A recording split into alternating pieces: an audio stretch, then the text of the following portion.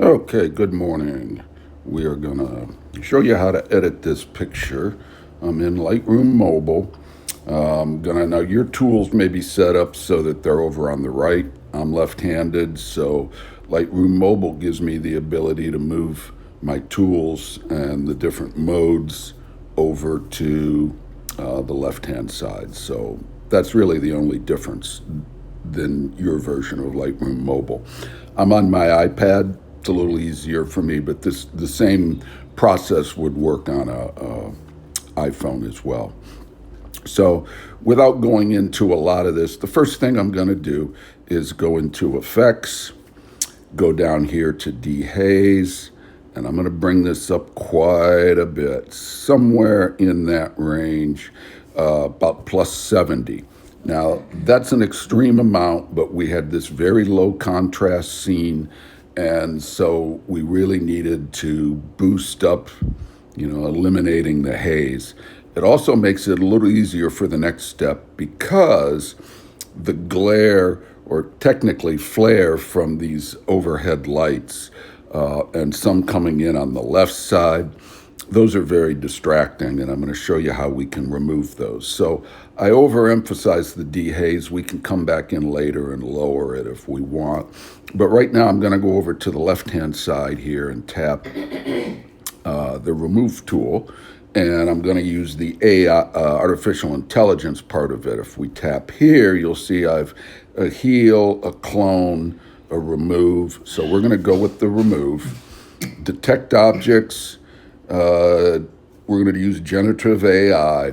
I'm not looking for people, but I can adjust the size, and you see now in the center of the screen the red dot.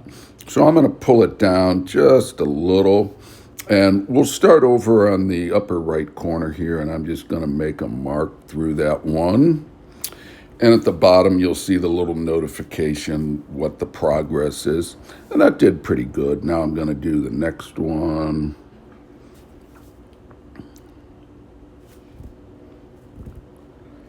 Took the light out, which is fine by me.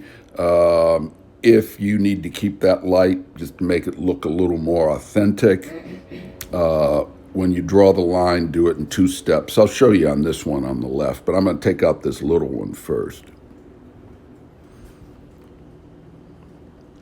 And I probably should have made the brush a little smaller, but that's all right. There, we'll take that out. And now we're going to work on the big streak here. I'm going to draw through there. And I've always found this more effective to do it in steps rather than trying to do it all at once. Took out the edge.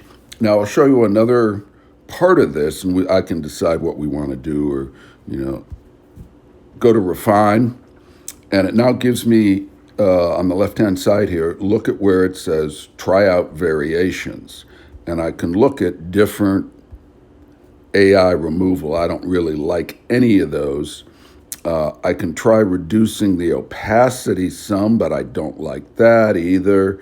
So what I'm going to do is now is where at the bottom here it says restore selection. Notice how that's highlighted. I'm going to tap restore and say restore selected. And we're going to go in and do this one again. So I'm going to say done. And I'm going to come back and I'm going to try. And I may have to just make a little smaller brush. That's pretty good. I'm going to go with that. I'm not looking for perfection. This is just a demonstration, and I'll try to take that one out too. That looks pretty good. So we're done. I'll hit apply down at the bottom here, and overall, picture's much improved. If you want to work a little more on it, one of the things I would probably do is go into curves, put my 3 points in where the line intersects, and I'm going to take my whites up a little and take my blacks down a little. Again, this is adding a little more contrast to it. I'm done. I'll come out of there. And maybe I'll pump up the shadows a little bit so there's not quite so much contrast. Something like that maybe. Looks pretty good. So just a short demo on how you can quickly remove some of these flares and stray light, skew light by using the remove tool. Hope you have a great day.